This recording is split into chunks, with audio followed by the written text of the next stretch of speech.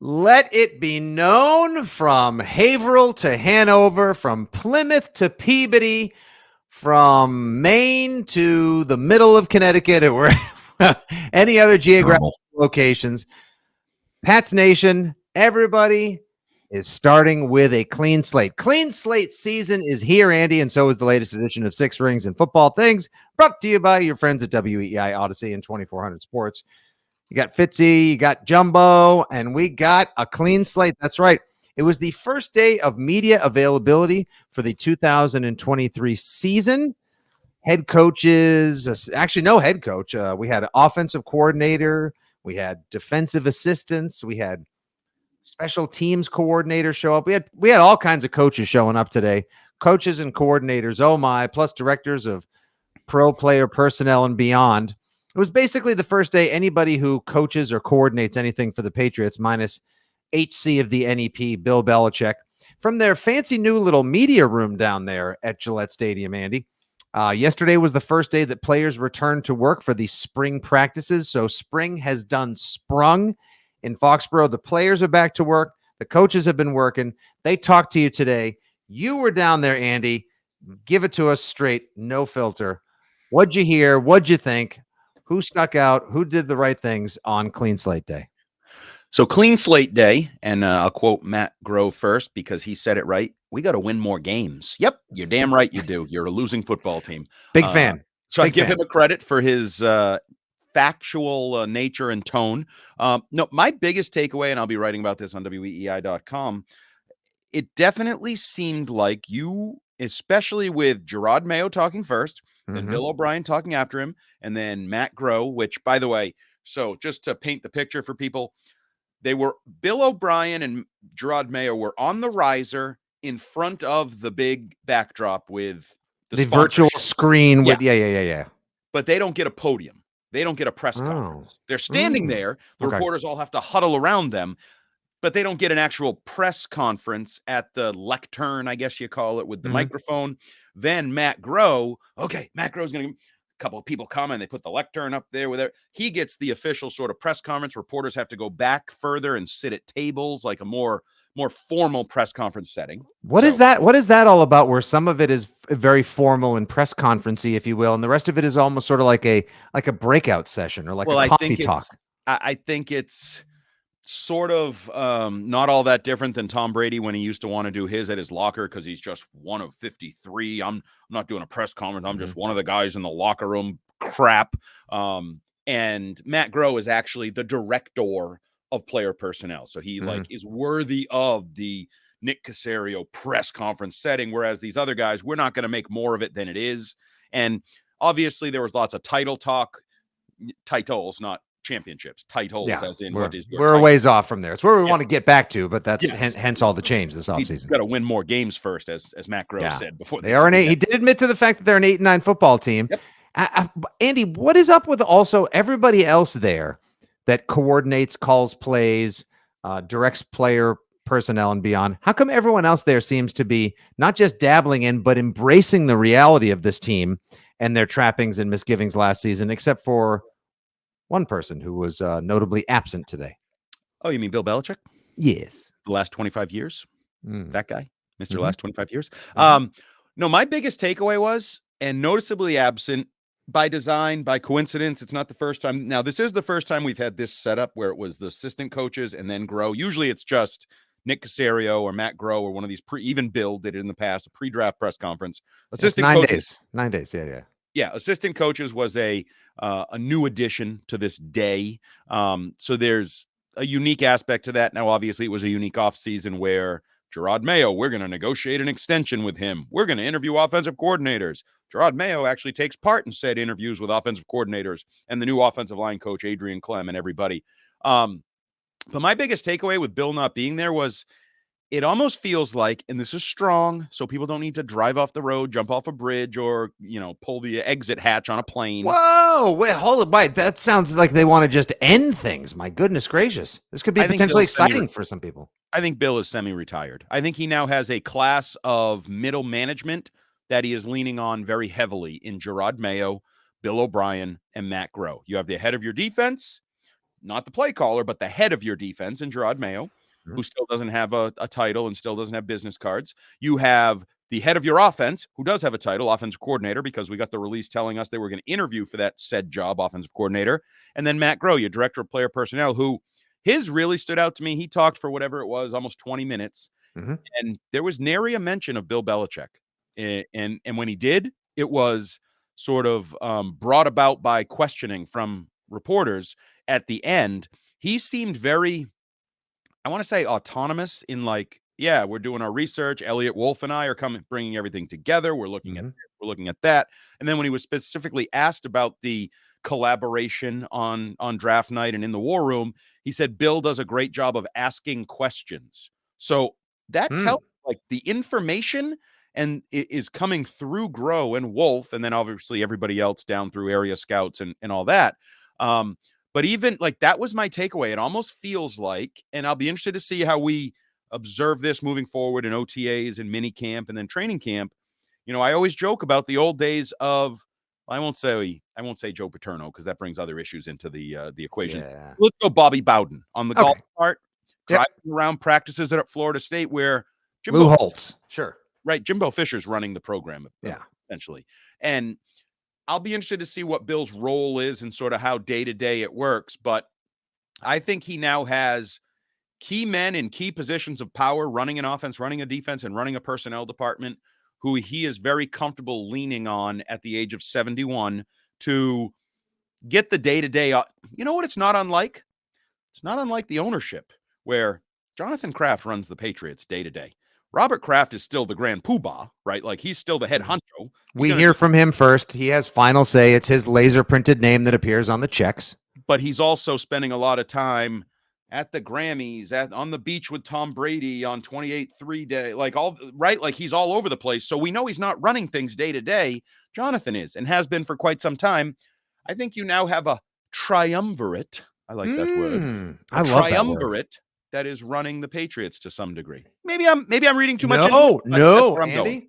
Before you even said that in our pre-pod meeting, which was at least several minutes where we planned out today's broadcast, yes, I noted, and I still feel this way. My biggest takeaway was the comfort and confidence with which Gerard Mayo, who total baller move, by the way, showing up in like shorts, a workout top, and a towel around his neck like he was fresh from the executive spa or just got in a lift before he came in. He wants everyone to know that he can still stay in player shape the same way Troy Brown got yoked up. And you know what? I like seeing my positional coaches and my coordinators either be people that just worked out at the gym, like Gerard Mayo or Troy Brown, or look like they yelled at me at the gym. And that would be Bill O'Brien, who just looks like every gym coach that ever struck fear in my heart growing up on the South Shore of Boston.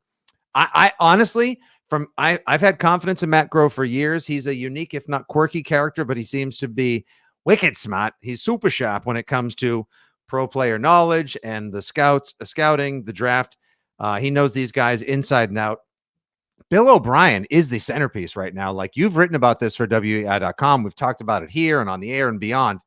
This guy, I feel like this guy's he's like the head coach now. And then Gerard Mayo is carrying with him the kind of confidence and comfort and swag that someone who knows he's wanted there, he's needed there, and is going to be around for a while to come. He said, this is where I want to be. It would take a lot for me to leave. My family's here. I don't necessarily have a new title yet. You mentioned before, he said he didn't have business cards, but they let him do a lot of different things this offseason, he said, including being in on the meetings. He wants to be in the war room. I feel like they need him in the draft room next week, especially if he's learning more how the donuts get made, the way the sausage gets made, if he's going to take over as the head coach one day. You're right. I don't think you're wrong at all. I feel like right now, Bill Belichick has finally, thankfully, geez, Bill, did it take an 8-9 season where the offense went into complete tatters last season and the organization seemed like a mockery of itself, to finally divest himself of all of these responsibilities and trust some slightly younger yet experienced and sharp minds with all these day-to-day operations? I think this is of massive benefit to the Patriots this season going forward. Assuming they can do the job, yes. And we know Bill O'Brien can do the job on some level. Gerard Mayo the jobs he has done, we believe he's done in a good level. And the last couple of years, with Matt Groh invested in the draft process more heavily, certainly last year, I think people are hopeful of what he's been able to accomplish, even if he is, we should probably on draft night, when we're on with Rich Keefe from 6 to midnight on the mothership, as they like to say, we should probably get a definition from Rich Keefe as to whether Matt Groh is a dork, a geek, or a nerd, because I'm pretty sure he qualifies as at least one of them. I would say nerd. Yeah. He's dorky about football and kind of geeky in his composition, but he's overall kind of a nerd. But that's okay, because in the new age of advanced statisticals and analytics, I kind of want somebody like that who knows way more about these guys, their testing, all the metrics that matter in the contemporary of NFL. You know what else I loved? When he was asked about whether or not the Patriots could move up, or if they knew what they would need to move up, he said, based on previous draft slots, they have a pretty good idea of what they'll need to do if they want to do it. So that means that's not off the table. And when asked if they were going to place a similar emphasis on speed like they did last year when they selected Tyquan Thornton in the second round, trading up for someone none of us had on our second round board, let alone the wide receiver board, he said, quote, "You can never have enough speed." I like that. I like that. I wish my speed would come with more talent potentially sometimes, but I think that's a combination you're seeking. Fair enough. So I do believe they need more talent on the roster, and he acknowledged he's not resting on his laurels, because he was asked a very good question by Greg Bedard of the Boston Sports Journal about, well, you guys didn't really do a lot so far this offseason, and you kind of just swapped out a receiver for a receiver, a tight end for a tight end. It's almost as if you were saying that the roster, the talent is good enough, and he pushed back a little bit on that and said, we need to get better. We are what our record says we are, and we're not just and if they can find a better Matt Groh, they're going to find a better Matt Groh. And you're 100% right. They would do that, Matt. They would replace you in a heartbeat if they could. I mean, hell, there were rumors that Nick Caserio was coming back after the draft, which, by the way, Nick Caserio put to rest in his pre-draft press conference. Good. So the place I started and I found most interesting was Jerod Mayo. And he acknowledged not only that this is where he wanted to be, that it would take a lot for him to leave. He acknowledged he'll be here for the next few years. He kind of extended the timetable. This is not a year-to-year thing, few years, which I think can only play in line with head coach in waiting theories, because Bill probably has a few years left, a couple or a few, however you want to parse the words, as he chases the record at 71 years old. By the way, happy birthday, Bill, over the weekend. And hope you had a nice day. I love the fact that people parsed out on various media outlets and in other podcasts, like, did Mac Jones wish Coach Bill Belichick a happy birthday because he did so last year and needed to this year so as to prove there's no rift? Is he afraid of Bill? Like, I cannot. I mean, I can't even. I just don't. Googly eyes. What a ridiculous. Watch out. Which emoji did he accompany it with? Was it the birthday cake, the googly eyes, and LOL? Tune in next. Middle fingers. Exactly. So Bill O'Brien, actually, he seemed mildly, he was sweating a little bit, which I found interesting. I don't know if he had come from the gym or if he was feeling the heat of the questions, because he looks like a sweater. He looks like a sweater to me. Oh, yeah. You can't be a teapot and not be a sweater, right? If you're ready to explode at any minute, there's there's heat in there. There's intense heat ready to just burst free. But he, as you alluded to, he just kept going back to starting fresh, clean slate, moving forward. We just got the guys on the field yesterday. We've been in the room next door here for a couple months, kind of as a staff coming together. He had very good things to say about Adrian Clem and his energy and the working relationship that he's going to have with him. Obviously, that's a key connection between your offensive coordinator and your offensive line coach. No better example than Dante Scarnecchia going into the Hall this year as a contributor and the success they had with him. So I didn't bounce around at all. I stayed with the big three hired guns, and most reporters did. Most reporters, you could almost – DeMarcus Covington I watched come in, and poor guy was by himself off to the side for an extended period of time with all the reporters talking to Jerod Mayo. But I thought overall this felt like a get it out of the way day to me. Like, let's get this out of the way. There's a new staff. Jerod, you can have your moment to talk. Bill, you can have – I did note, by the way, I do think family and location mattered this offseason. I think in part Jerod Mayo wanted to stay because he was comfortable. He wants growth, and he wants to be a head coach and all those things. And I actually asked him about the fact that Robert Kraft said he's going to be a head coach. There's no ceiling on how good he can be as a head coach, and we want that to be here. And I asked Gerard, did Robert express that to you personally? And he said, you tried to get me or something there. But both said family, like Billy O'Brien talked about, I'm from Massachusetts. I wanted to be here. Family. My wife went to BC. Family. And I've told you, I've heard rumblings in recent years that he wanted to live here. He wanted to be here. There was some consideration maybe once upon a time of the BC job being appealing to him. So I think location mattered in your top two lieutenants. I think they wanted to be where their family is, Massachusetts, New England. And I think the Patriots are, and Bill Belichick in semi-retirement, if we're calling it, I think the Patriots are benefiting from that. Well, we had also heard that it mattered to Josh McDaniels years ago when he decided not to pursue the Colts job. We heard as much from Brian Hoyer, and now he's the backup quarterback of the Las Vegas Raiders. So in a lot of ways, it also has a lot to do, Andy, with the functionality of the Patriots and or their internal operations, which to me, another one of the big takeaways, I watched all of these various pressers and the video clips that circulated thanks to the many beat reporters there today, as well as what I read on patriots.com, with a sigh of relief, a breath of fresh air. This whole clean, that's the big takeaway. That's the big line. It's clean slate day. It's clean slate season for one and all. And for players, like for the fans up in the 300s, the cheap seats, the Putnam Club and beyond, they should be excited. Like everyone's going to get a chance to prove themselves.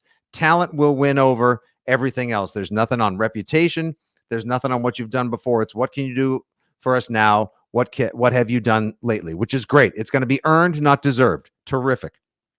I think one of the big things that people will make a lot out of, they'll probably make mountains when it's really molehills, is if it's a clean slate season and everything is earned, not deserved, that means that Bailey Zappi has just as much chance to win the starting quarterback job as Mac Jones does. To which I would say, no, this is more about like what happened last year between you and Patricia, the multiple F-bombs, calling other teams, Alabama, Josh McDaniels, asking for help with the offense. That's in the past. I still think it's Mac Jones's job to lose more than it is Bailey Zappi's to win, per se. And I don't think that Bill O'Brien came here thinking like, I have no idea who my quarterback is. Like I buy into what Mike Reese put into his news and notes on Sunday, saying Bill O'Brien came here because he was intrigued by the idea of working with Mac Jones, who he does have a bit of a relationship with. So while it is clean slate season, at the same time, for guys like Kendrick Bourne, whatever happened last year, forget it. You have a chance to go back to where you were in 2021. Hell, if you're in as good a shape as you look to be, I know you love all that Footwork King Instagram nonsense. Maybe, just maybe, he'll be able to get back to where he was and go past that under Bill O'Brien. Yeah, I thought the interesting thing with the clean slate was it was definitely the theme for Billy O'Brien, a little less so by Mayo and the defensive guys. Like, for example, I thought it was interesting. Mayo said, Steve Belichick's been calling plays since 2019. Defense has been pretty good around here. Why would we change it? Kind of thing. Right. Like, and I believe in that. And it's the same thing at the quarterback.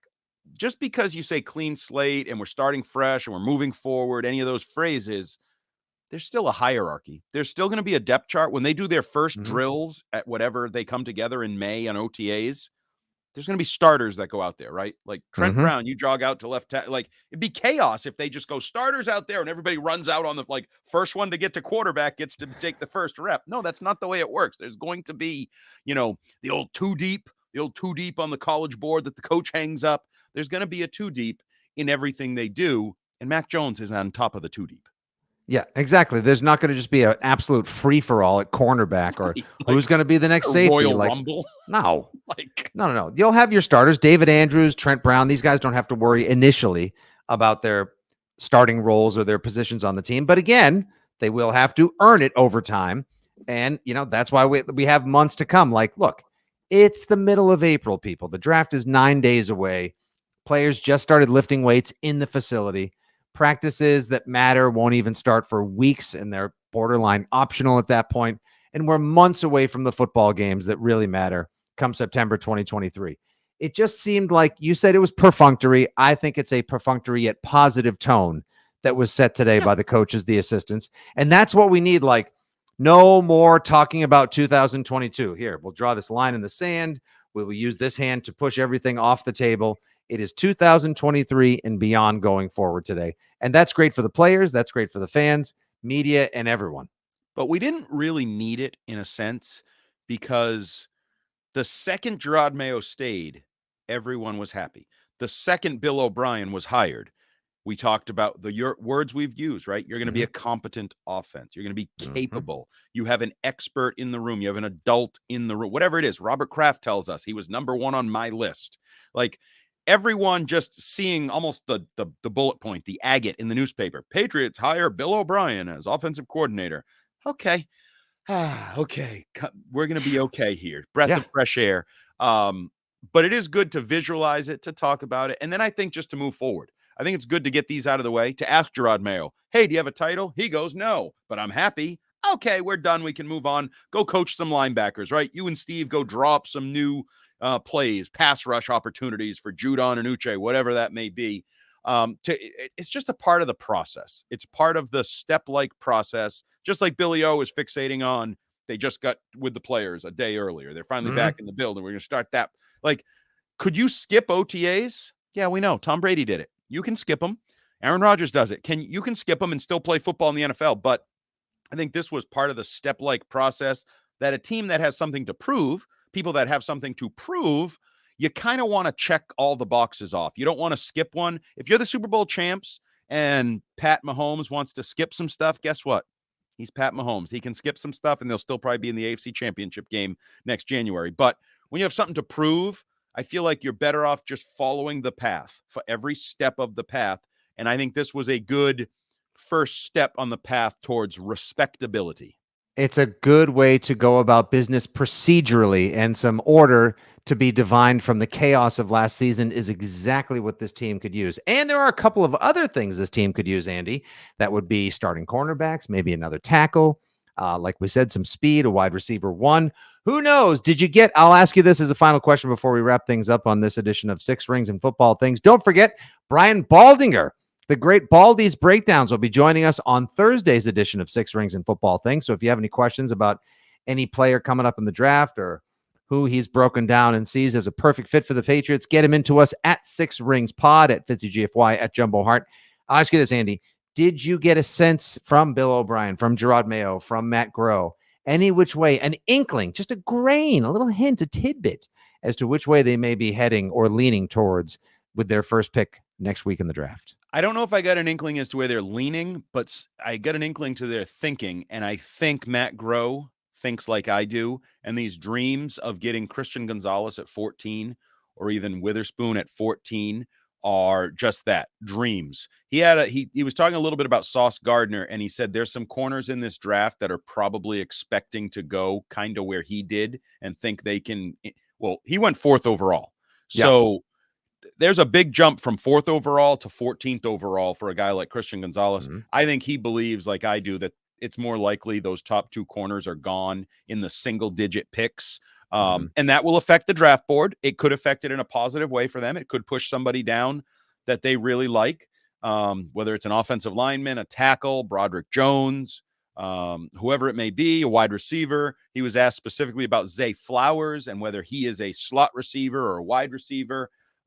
He talked about him as a playmaker, speed guy, can get deep on the outside of the field. He doesn't think he should be pigeonholed as just a slot receiver. But I'll be honest, I don't think they are even at that point yet. I'm not sure they have their board finalized, so to speak. I'm not sure that they have the, 14 guys. And if it falls like this is the guy we're taking at 14 kind of setup. But I do think he expects those corners at the very least to go higher maybe than some people are projecting. Don't forget, Sauce Gardner did go 4th overall last year. And in 2021, J.C. Horn went 8th out of South Carolina, the Carolina Panthers. Patrick Surtain, the second, who some would say is the second best cornerback in the NFL right now, went 9th overall. Christian Gonzalez will be a single-digit pick. Damn. It'll stun me if he isn't. I don't get stunned by a lot of things. That will stun me if he's available in double-digit picks. And then you wonder if Matt Groh's thinking that some of those corners are that good and could go in the single digits, and he knows what it would take to go up and get him. Would he and Belichick and company have the stones to mortgage a little future to go up and get one of those guys to have a true over 6 foot tall potential lockdown corner on the outside? My guess is no, but I'm not totally sure on that. It's going to be interesting. He did push back. Somebody was like, this is the highest pick you've had since Mayo. And he said, well, we had 15 a couple of years ago. I was around for that. It's not that different. It's only one pick higher. And he did talk about, sort of the way he's learning on the job here. Like the last couple of years, he now has experiences and he's doesn't have all the answers, will never have all the answers kind of guy. But, he has to be more comfortable. I would call he seemed more comfortable. As much as I say he's a little nerdy or geeky or dorky or whatever, he definitely seemed a little bit more comfortable as the man in front of the room answering questions about the Patriots draft. From Matt Groh to Bill O'Brien, Gerard Mayo and beyond, comfort, at ease, a sense of calm, and like you said, order seems to have been brought about the coaching and coordinating ranks, which is a good thing with the draft just 9 days away, and one of the more, I'll borrow one of your favorite words, intriguing Patriots seasons at hand. Don't forget, if you got questions for Brian Baldinger, Baldy's Breakdowns, as well as your old pals Fitzy and Hart and company, for the mailbag, we will answer those in just a couple days on the next edition of Six Rings and Football Things. To read more about Andy's thoughts from today's media avails, you can go to weei.com and check out his Wednesday morning column. For Jumbo, for producer Justin Turpin, for everyone in the extended Patriots, WEI, and Odyssey family, this is your old pal Nick Fitzy Stevens saying thanks for listening to the latest edition of Six Rings and Football Things. Talk to you soon. Good day. God bless. Clean slate. Go Pats.